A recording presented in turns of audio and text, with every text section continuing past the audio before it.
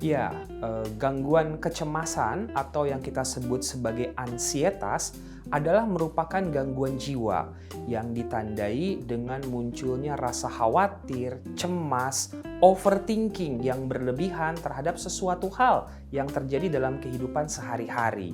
Sebenarnya cemas itu adalah sesuatu hal yang normal, wajar dan alamiah dalam kehidupan kita sehari-hari. Dan cemas yang normal itu membuat kita menjadi lebih bisa mempersiapkan diri, mengeluarkan potensi kita yang terbaik, dan juga membina karakter kita menjadi ke arah yang lebih baik. Tetapi yang kita sebut gangguan cemas atau ansietas, di mana kecemasan itu bukan hanya dalam pikiran kita saja, tapi sudah mengganggu ke organ tubuh kita. Orang yang mengalami gangguan kecemasan ini akan disertai dengan nyeri kepala, asam lambung yang meningkat atau kita sebut GERD, mual, muntah, jantung kok terasa berdebar-debar, nafas terasa pendek ataupun tidak plong misalnya, otot-otot terasa tegang sehingga gelisah, dan itu jadi mengganggu ya ke kehidupan kita sehari-hari. Yang bersangkutan jadi nggak bisa tidur, nggak bisa mengerjakan pekerjaannya dengan baik, makan dan minum juga menjadi terganggu, dan relasi dengan orang lain juga kemudian menjadi tidak baik. Jadi ini berujung kepada performance dalam kehidupan sehari-hari yang terganggu. Inilah yang kita sebut sebagai gangguan cemas atau yang kita sebut ansietas.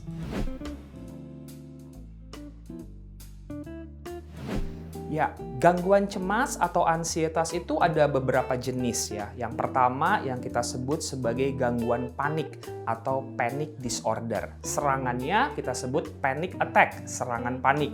Ini adalah merupakan tipe gangguan cemas yang intensitasnya paling berat. Orang kalau kena gangguan cemas yang kita sebut gangguan panik ini, dia akan merasa dirinya seperti mau mati, seperti kena serangan jantung, seperti tercekik lehernya, nafasnya terasa pendek dan hampir putus. Ini membuat yang bersangkutan akan segera datang ke fasilitas kesehatan seperti ke IGD, datang ke dokter, datang ke rumah sakit untuk memeriksakan kondisi dirinya karena kekhawatiran yang sangat besar sekali. Dan biasanya pada waktu di rumah sakit dilakukan pemeriksaan, dilakukan penanganan, pemberian oksigen ataupun infus. Dalam waktu kurang lebih 30-45 menit berangsur-angsur gejala gangguan cemasnya itu akan berkurang dan hilang. Nah, inilah yang merupakan ciri dari yang kita sebut gangguan panik atau serangannya kita sebut panic attack. Dia berlangsungnya episodik dan setelah itu dia akan menjadi seperti biasa saja. Yang kedua, yang kita sebut namanya adalah gangguan cemas menyeluruh, generalized anxiety disorder. Ini merupakan gangguan cemas yang tidak seberat pada gangguan panik, tapi berlangsungnya lama. Dari pagi sampai malam, pembawaannya cemas, khawatir, gelisah tentang kehidupan sehari-hari.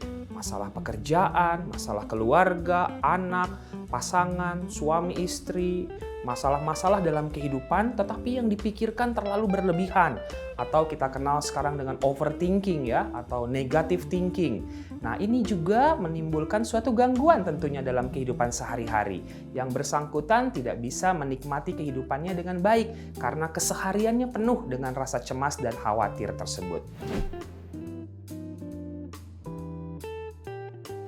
Kemudian yang ketiga, yang kita sebut namanya gangguan fobia. Gangguan fobia ini adalah suatu gangguan di mana seseorang itu cemas terhadap objek atau situasi tertentu. Ada 3 jenis gangguan fobia. Yang pertama kita sebut namanya agorafobia. Ini adalah gangguan cemas, gangguan fobia di mana seseorang itu takut berada di tempat umum sendirian. Sehingga ketika terjadi sesuatu pada dirinya, itu dia khawatir tidak ada pertolongan yang bisa dia dapatkan. Yang kedua adalah yang kita sebut sebagai fobia spesifik. Ini adalah suatu fobia di mana seseorang itu cemas terhadap objek tertentu, takut terhadap binatang, takut terhadap anjing, laba-laba misalnya, ataupun tikus gitu ya, ataupun takut terhadap benda-benda tertentu. Sekarang zamannya vaksin, takut jarum suntik misalnya. Ada orang yang takut ketinggian, kita sebut itu akrofobia. Ada orang yang takut berada di ruangan yang sempit dan tertutup, atau kita sebut klaustrofobia. Ini kita sebut namanya fobia spesifik. Kemudian ada lagi yang kita sebut fobia sosial, social phobia.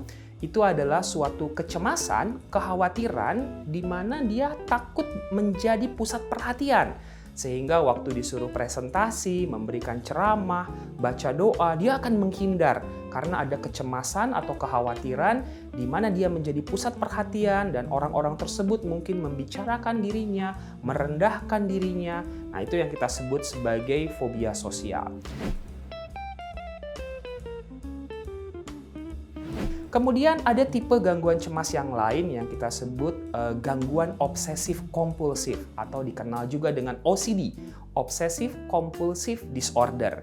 Ini adalah gangguan cemas yang disertai dengan perilaku yang berulang-ulang, seperti misalnya cuci tangan berulang-ulang, mengunci pintu berulang-ulang, menghitung berulang-ulang misalnya, mengecek atau memeriksa sesuatu berulang-ulang. Tentunya tindakan yang dilakukan berulang-ulang ini berawal dari adanya obsesi, adanya pikiran yang ada kekhawatiran, kecemasan. Ketika itu tidak dia lakukan, bakal terjadi hal-hal yang buruk dalam kehidupannya ataupun dalam keluarganya. Sehingga akhirnya dia melakukan perilaku yang berulang-ulang tersebut. Ini tentunya mengganggu ya kehidupan sehari-hari, membuat pekerjaan menjadi lebih lambat untuk diselesaikan, relasi dengan orang lain juga menjadi terganggu, dan ini bisa berujung kepada penderitaan dan gangguan-gangguan lain dalam kehidupannya. Kemudian gangguan cemas yang lain yang kita sebut sebagai PTSD, Post Traumatic Stress Disorder, atau juga disebut gangguan stres pasca trauma. Nah, gangguan stres pasca trauma ini dia didahului oleh sebuah peristiwa traumatis. Ada peristiwa traumatis dalam hidupnya yang mengancam baik fisik, jiwa, ataupun kehidupannya. Itu bisa jadi adalah misalnya bencana alam, bisa jadi itu adalah kecelakaan yang pernah dialaminya, peristiwa pencurian, perampokan, pemerkosaan, kekerasan dalam rumah tangga, bom, dan lain sebagainya. Berbagai peristiwa traumatis itu bisa menimbulkan dampak pada kondisi psikologis seseorang. Apa saja gejala-gejalanya saat orang itu mengalami PTSD ini? Yang pertama adalah re-experiencing. Dia ngerasa bahwa peristiwa itu terjadi kembali. Bisa ini muncul dalam mimpi yang buruk misalnya, mungkin teringat dalam keseharian akan peristiwa tersebut, atau bahkan sampai terjadi yang namanya flashback. Dia seperti mengalami kembali peristiwa traumatis yang pernah terjadi dalam kehidupannya. Kemudian yang kedua adalah avoidance gejalanya, yaitu dia berusaha menghindari berbagai berita, berbagai hal yang bisa memicu munculnya perasaan stres akibat peristiwa traumatis tersebut. Kemudian yang ketiga, gejalanya yang kita sebut adalah hyperarousal. Ada kewaspadaan yang berlebihan, ketegangan, sulit tidur, ataupun emosi yang tumpul atau kita sebut numbing. Inilah gejala-gejala dari yang kita sebut PTSD atau gangguan stres pasca trauma. Ketika seseorang mendapatkan ataupun mengalami gejala-gejala gangguan cemas atau ansietas, yang pertama bisa dia lakukan adalah melakukan self-care terlebih dahulu. Beberapa langkah bisa dikerjakan. Yang pertama yaitu validasi. It's okay not to be okay. Boleh-boleh aja kok dalam satu waktu kita ngerasa khawatir, cemas, sedih, marah, dan gelisah. Yang penting tidak berlebihan dan tidak terlalu berkepanjangan. Dengan kita melakukan validasi ini, kita menyadari apa yang sedang kita rasakan pada saat ini. Langkah yang kedua, lakukan yang kita sebut ventilasi, yaitu coba untuk mengekspresikan perasaan ataupun kecemasan yang kita alami tersebut. Ventilasi ini boleh kita kerjakan sendiri dengan melakukan journaling gitu ya, dengan menulis dalam buku harian ataupun diary kita, hal-hal apa saja yang dialami, hal-hal apa saja yang dipikirkan dan dirasakan. Itu juga suatu bentuk ventilasi. Ventilasi lain yang baik adalah dengan bercerita kepada orang-orang yang kita percaya tentunya ya. Nah, dengan kita bercerita tersebut dan orang tersebut mau mendengarkan, memberikan respon yang positif, ada suatu ventilasi dari perasaan kecemasan tersebut. Langkah yang ketiga adalah lakukan yang kita sebut regulasi. Nah, regulasi adalah berbagai upaya yang kita lakukan untuk mengontrol, untuk mengendalikan kecemasan ini agar tidak terlalu berat, lebih berkurang, atau bahkan bisa hilang. beberapa teknik manajemen stres untuk meregulasi gangguan cemas itu bisa kita kerjakan. Yang pertama adalah teknik nafas dalam.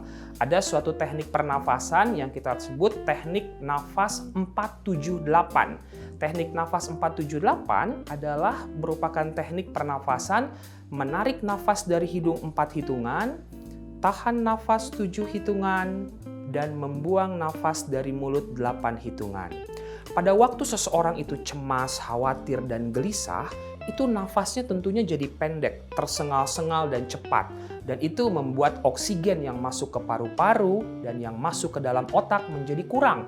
Sehingga otak mengalami yang kita sebut hipoksia, kekurangan oksigen. Dan itu bisa berujung kepada kekhawatiran, kecemasan, dan kegelisahan yang semakin meningkat. Mengatur pernafasan secara sadar dengan teknik nafas 478 tadi akan memastikan oksigen yang masuk ke paru-paru dan ke otak kita itu menjadi lebih baik, dan itu membuat kita menjadi lebih tenang tentunya. Jadi tekniknya tadi ya, nafas 478. Tarik nafas 4 hitungan, tahan nafas 7 hitungan, buang pelan-pelan dari mulut 8 hitungan.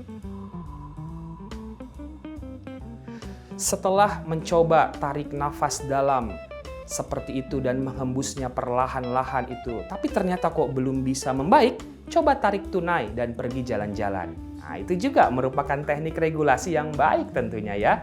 Berbagai teknik regulasi yang lain yang juga bisa dilakukan antara lain adalah dengan teknik grounding. Teknik grounding ini merupakan suatu manajemen stres yang sangat baik ya, yang bisa kita terapkan dalam kehidupan kita sehari-hari dengan sangat sederhana. Prinsip dari teknik grounding adalah, bayangkan kita pada suatu saat sedang naik ke atas pohon, dan tiba-tiba saat di atas pohon terjadi badai. Ada angin kencang, ada hujan, ada petir.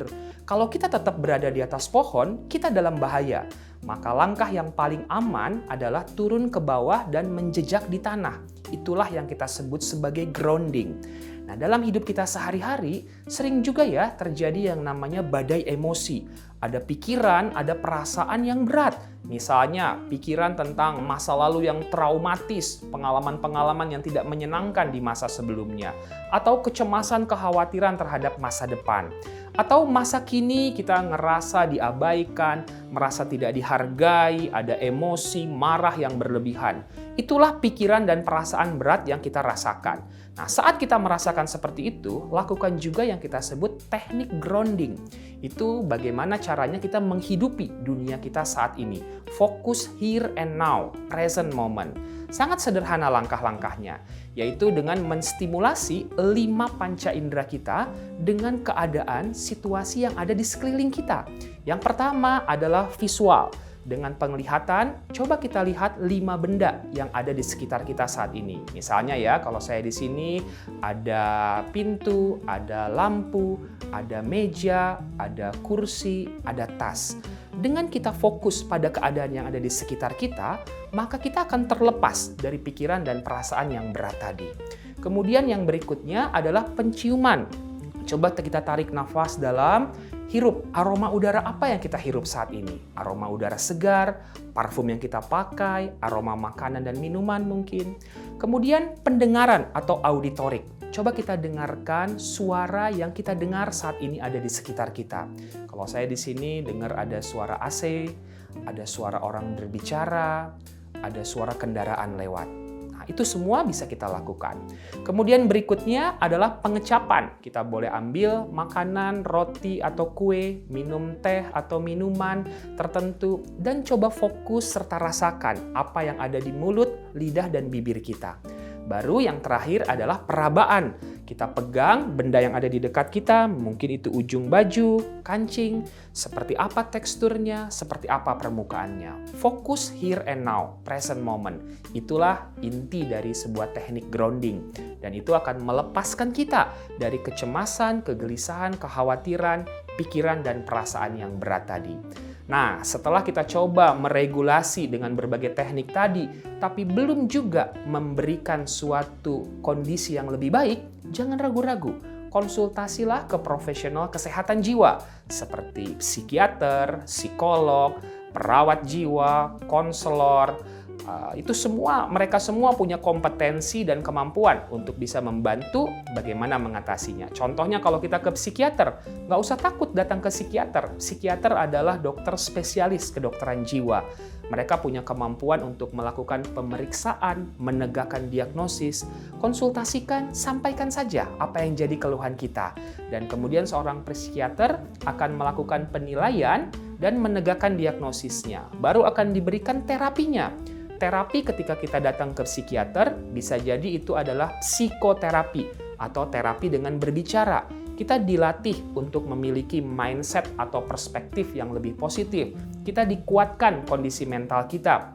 Dan mungkin juga kita diajak untuk melihat masa lalu kita itu seperti apa dan mencoba untuk memberikan suatu penghayatan yang baru terhadap hal tersebut. Kita juga bisa mendapatkan pengobatan atau yang kita sebut psikofarmaka. Ada obat anti cemas, antidepresan yang akan sangat membantu kita untuk meredakan dari kecemasan tersebut. Itulah langkah-langkah yang bisa kita lakukan agar kita bisa lepas ataupun bebas serta pulih dari gangguan cemas atau ansietas yang kita derita. Sekian pembahasan tentang gangguan cemas atau ansietas. Saya Dr. Lahargo Kembaren SPKJ, spesialis kedokteran jiwa. Sampai jumpa di pembahasan yang lain.